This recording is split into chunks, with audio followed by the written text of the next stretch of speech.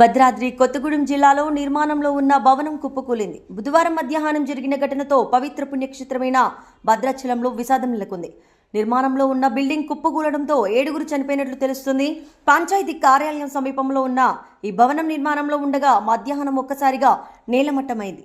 శిథిలాల కింద మరికొందరు ఉన్నట్టు సమాచారం. కాపాడండి, రక్షించండి అనే ఆర్తనాదాలతో ఆ ప్రాంతం మారుమోగింది. దీంతో అక్కడికి చేరుకున్న స్థానికులు కాపాడేందుకు ప్రయత్నిస్తున్నారు. సమాచారం అందుకున్న డిజాస్టర్ టీం వెంటనే సహాయక చర్యలు చేపట్టింది. మృతుల సంఖ్య మరింత పెరగనున్నట్లు తెలుస్తుంది. ఈ బిల్డింగ్ కట్టేటప్పుడు నేను పుణ్యం ప్రదీప్ అన్న మేము గొడవ చేస్తాం.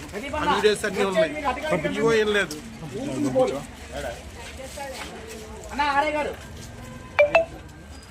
అదే సార్ అది తెగిపోవాలి మొత్తం పడుతుంది, అది కూడా పడుతుంది.